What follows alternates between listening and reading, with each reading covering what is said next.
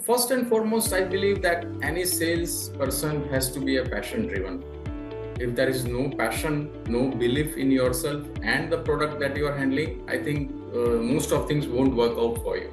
Sales is not an individual sport. It's not tennis, it's cricket. A successful sales can be generated only if you have an understanding supervisor.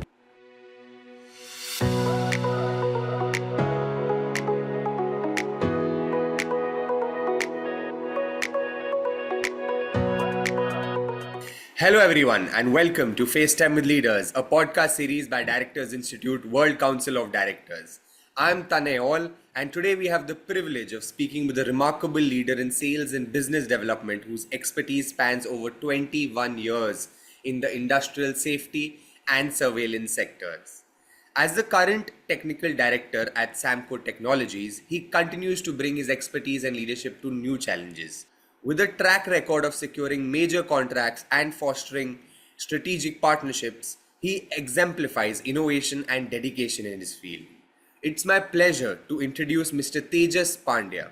Sir, we welcome you on the show and we're really excited hearing your insights Thank today. you, Tanay. Thank you, Tanay. Same ways, likewise, I too am very excited for this interview. It has been my actually a dream to have a podcast session about and sharing my views and opinions about what the sales field is like, the fall protection, the safety aspect, the safety scenario in and what are the upcoming. I too am really excited about this. Thanks, Tanay. Thank you. Sir, your journey in sales and business development is nothing short of remarkable. It's always fascinating to hear about the paths that led successful professionals to where they are today. With that in mind, can you take us back to the beginning of your career and what initially drew you to this field and what was your first role like? So then it's been a long time since I would go much before my career started. I would like to go when I had good friends circle around us. I still have. It's not that I don't have, but yeah, I was like not a leader kind of thing, but I was more like an organizer kind of a role kind. So I used to have these collaborations. We used to go out, and I at that at very beginning of my career I had an knack of collaborating with a lot of people and communicating in the right spirit. I enjoyed traveling right from my early days, so I have been to a lot of places across India. I have done a lot of mountaineering trackings during my early days. So it was very critical to pick up that one aspect of my career wherein I can develop it into my skill set. So having said that, the knack of traveling, collaborating and communicating in the right spirit were the fundamentals of why I chose sales and business development as a career. I work with a lot of companies like D-Link, SIS. My career started on a very bad note. I had a very bad boss. So I had heard once that you don't like teachers, but wait until you meet your boss. So it came very true into my life. But yes, I think that early days were very hard. It normally are for anybody who's into the sales and business development. And those are those formative years wherein you learn a lot. In fact, I learned what not to do more during those years. So yeah, and then slowly and gradually I went to developing my skill set in the surveillance part. And later on, one of my mentors, Mr. Chintan Bhatt, he was very instrumental in acknowledging my technical skill sets. And he was the one who drove me to the fall protection business, which was very an upcoming field in India at that particular time. So having recognized that, he took me into his fold, and then I started my journey in fall protection, wherein it was like a fish to water to me, honestly speaking. And later on, to challenge myself, when 3M came in with the fall protection range in India, I took up that challenge to go ahead and develop that particular product portfolio in India. So that was an overall assessment of how my journey went into sales and business development from surveillance to safety. Yeah, it's just fascinating and very, very exciting. Sir, it's fascinating to see how you've navigated the challenges of the market at 3M. Your ability to transform numbers into success stories is so impressive. As you look back on your journey, what key strategies did you employ to catapult revenues from $0.3 million to $1.2 million? So first and foremost, I believe that any salesperson has to be a passion driven. If there is no passion, no belief in yourself and the product that you are handling, I think most of things won't work out for you. So I think passion is the key word here that I would emphasize on. Second, being a sales professional, it is very critical for you to be a proper communicator. And when I say communicator, more to listen and less to speak. Gandhiji referred to said that it takes two to speak the truth. So what you say is not always the truth, but what other understands is equally important. So what you are able to communicate is very critical, and what other person understands is equally important. So yes, communication would be the second thing. Third, I would say it is sales is a very loosely used term, I would say. I mean, I have heard people saying that अगर कुछ नहीं करना है तो यार sales कर ले. But that is not how it works. Sales is a very, very specialized skill set which you acquire over a large period of time. It is not something that you go to an MBA college and you acquire the sales qualities in that. So it is very difficult over a period of time that you acquire this sales quality. But I would say it's not just sales, but it is the consultative selling part. I have always been a very strong advocate of consultative selling. I mean, what I mean by consultative selling is it is more to listen about the customer problems rather than focusing on your products. Because we see more and more trends which are number driven. The organizations have become number driven, and there they tend to lose focus on the aspects of what the customer wants. Customer never wants a product. What customer wants is solution to their problems. And by consultative selling, that by providing that approach, we are more in tune with what the customer needs are. And that is a key to building long relationship and strong foundations. The customer, your testament to successful salesman is not the sales order that you can receive, but what number of repeat orders that you receive from a customer is how good, successful and salesman you are. So I think these three were the three pillars wherein I was able to build my sales strategy around, and that is where I found a lot of success in it, and that is how I was able to catapult this kind of performance in my careers. Yes, Tanay. Sir, your recognition as the best salesperson for SIBG in both 2019 and 2023 is a testament to your dedication and skill in sales. With a track record of doubling revenue and successfully leading key accounts, I'm curious, how have you managed to maintain such a high level of performance over the years? So Tanay, see, sales is just not an individual sport. I would put it that way. First thing, I listed and listed my skill sets, my personal skill set that I use in my sales day-to-day sales activities. But sales is not an individual sport. It's not tennis. It's cricket.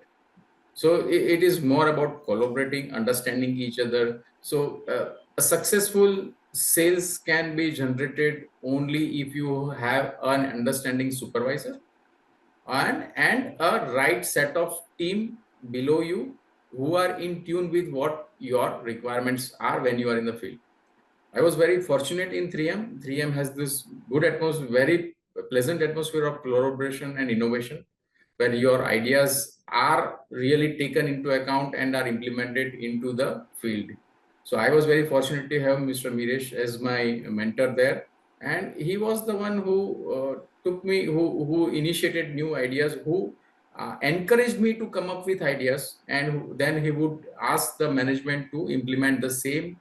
Like for example, we went with a demo vehicle for fall protection, which was very first time in India that anybody had actually thought about such an event to take care, where we would go to each and every company with all the say fall protection equipments and demonstrate them actually at their site without them leaving their campus and wasting time in that. So this kind of new initiatives were involved, which helped me to strengthen the brand. Second thing was we emphasized more on how a company would earn more profit by implementing better safety standards. I mean, normally the implementing safety is looked as a cost to the company. However, it is not looked as an investment to the company. Yeah. So we focus more on that aspect of safety, wherein how this safety would drive more revenues, drive more profits to the company. We emphasized on how a better moral employee would perform better, which would increase the productivity, which ultimately results into a more higher profits. So that is what our emphasis was, and that is what I think was the key to having that kind of a success in India. So, having played a pivotal role in establishing the 3M fall protection brand, what do you think are the key trends shaping the future of industrial safety, and how should companies adapt to stay ahead? Oh, so that's a very good question, Danay. I mean, I would say the current trends are far, far, far more encouraging than what I entered about maybe 10 years ago in the safety field. Safety, probably loosely, I would say safety would categorize into your helmets and shoes. That was all that safety was. But now, yes, the companies have understood the importance of safety. So it is not like it's not like a concept selling, which was earlier days. But Yeah. yes, it is now focused more on the employee welfare. Also, stringent government laws are also a key role in shaping what the industry is today. And I think the future lies, the customers are now coming up with more robust systems wherein they are able to monitor the employee sitting from their office, and they can understand whether he is safety compliant or not. So artificial intelligence, for example, I mean, you can have surveillance systems laced with artificial intelligence, and you can see a person walking, and whether he is wearing the right set of PPEs for that particular plant or not. That is the way forward. A person working on a roof, maintaining solar panels, whether he has connected with himself with an anchor point or not, that also needs to be seen by the company officials sitting at the desk. So the way forward for this industry is more towards the connected safety part, and also they are interested in developing systems and solutions for geotagging their equipments, wherein I would say, let's say particular product is being used by a particular employee, it's a very large plant. So whether in which part of the plant that particular employee is working, whether he's authorized to go to that particular plant or not. So a lot of things are being involved, a lot of things are being developed into this industry, which will further enhance the safety aspect of an employee, which will again boost its morale, and it's a long snowballing effect of having better profits again. So yeah, it's a very exciting new field, new journey that the safety industry is entering into. And yes, the product curve of that particular safety would again start afresh. Yes, Tanay. Good to see it improving, sir.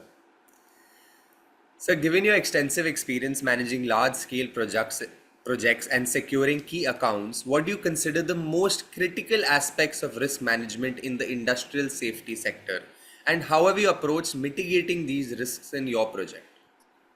So, uh, I'm currently pursuing RIMS, which is the Enterprise Risk Management.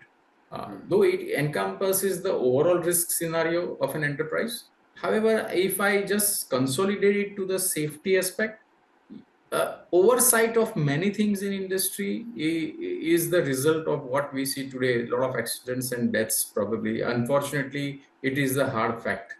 So, to be able to understand what the exact requirement, I will just say a couple of examples. Electrocution is one of the biggest hazard in industry. Fall from height is another, the second most dangerous aspect of working in an industrial scenario. So when a person is able to understand what is the requirement of an employee over there, how can we make safe, and proactively engaging the entire stakeholders in that journey to understand the importance of implementing safety systems at this place, is of very critical aspect. We work with electricity day in, day out. Maybe not work at height, but yes, we do use it at our homes. When we use the best quality at our home, why not in our industries? Because it is of paramount importance. Employee with a very low moral will never be able to perform the way he has to be.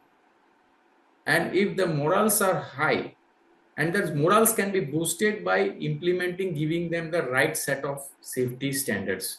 If these morals are high, it will 100% improve your productivity, which will 100% drive you more revenues, which will be again more profitable. So yes, going through the risk management strategies, I do understand that proactively engaging all stakeholders, understanding the requirement, and understanding the future consequences is very critical to identify those risks which are yet not present but might be present in future because of how we progress is of critical importance, and that is where the entire safety implementation comes into. Quite an insightful approach to managing risks, sir. I mean, really shows that proactive planning can make such a huge difference. Absolutely, absolutely. Sir, your extensive experience in sales and business development, especially in building key accounts, highlight the critical role of trust in client relationships. In Correct. today's corporate environment, can you discuss the importance of transparency and accountability in corporate governance, and how do these factors contribute to building and maintaining stakeholder trust? Then I would put this way. I mentioned about the consultative selling part in my earlier question. In your earlier question, I mentioned that how we need to listen more to the customer rather than focus on our products. Now, what happens is normally in a sales process, we are driven by numbers. What happens if I don't meet my numbers or something like that? So what I feel is that uh, how I was able to build trust with a lot of my customers is providing or giving them the correct solution rather than what products I had.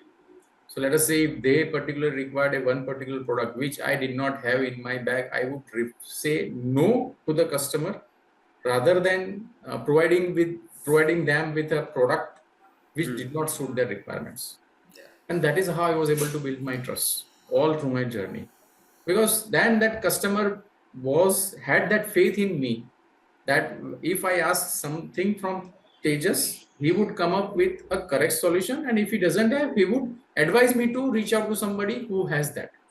Yeah. So I think the foundation of building relationships is trust, being honest with your customers, or for matter anybody, even in your family, being honest with your family members, with your friends. Be honest. It might be a little difficult at beginning. We might be more, I would say, more trying to balance out things, but it is always more, I think it is more advisable to be honest in your opinions and communicate in the right spirit to them. That is how I think I was able to build long lasting relationship with all my stakeholders. Sir, as a leader who has significantly impacted the industrial safety sector, how do you see the integration of ESG principles influencing business development strategies, especially in industries focused on safety and protection? Oh, it's going to be a huge impact. Then I'll tell you it will be a game changer for a safety scenario in India. I would still say that the safety is not 100% implemented, or it is not being followed in India. I mean, even if you go, even if you go in Pune or Mumbai or any metros, you see a lot of Yeah, construction work going. How yeah, many of those construction workers are following safety standards? I mean, it's really, I would say, how would I put it? I'm lost in words because of the sensitivity of the nature yeah, of the sensitivity of the issue. But it is very loosely followed across India. When ESG comes in, when Eurotox taxonomy kicks in, when carbon credit comes in, all those, when you have to define your scope 1, scope 2, scope 3 of ESG in your balance sheets, this is where, when it is mandated by government to define your ESG standards in your balance sheet, this is where all your investments will start driving it.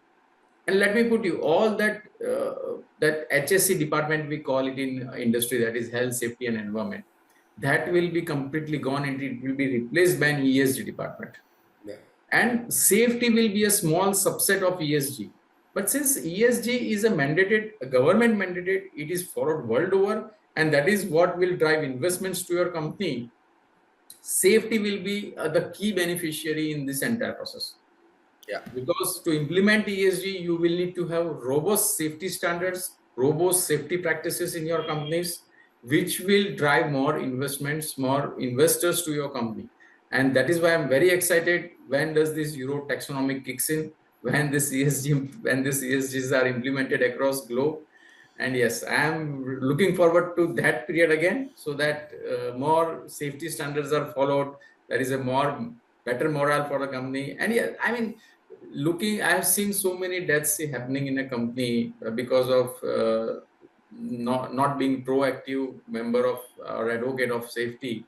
It hurts you sometimes, Yeah. because the cost of safety in India is more than cost of death. A death of a person would cost 8 to 10 lakh rupees to a company. However, the cost of implementing safety would much more. However, if you reverse that role in Europe and USA, a cost of death would be 8 to 10 crores in US and Europe, whereas the cost of safety is much lesser than that. So they are more tuned to implementing safety than having a death of a person. So yeah, I'm excited when ESG and Euro taxonomy kicks in India. I'm pretty excited. So the line you just said about value of death and value of safety is truly something everyone should think about. Yeah, because it's not the death of a person, it's the death of a family. And it's not about one person, it's the entire family, dependence on whom. And more or less it's a labor class people who suffer this kind of an event in their life, and there are more dependents on them. So it really is important to provide them with the right safety solutions. So you had quite an impressive journey in your career. With all that experience under your belt, how do you think your skills can bring a fresh perspective to strategic decisions in the boardroom? Tanay, that's a very broad question, I would say.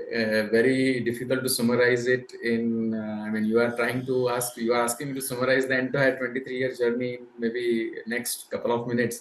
But yes, I think I always believe myself that I'm a very good strategist. I have that knack of picking up things. That is why I am doing this ESG also, which strengthens my skill set currently that I have. And also pursuing enterprise risk management from dreams is giving me a lot more perspective about how I would be able to contribute to the board.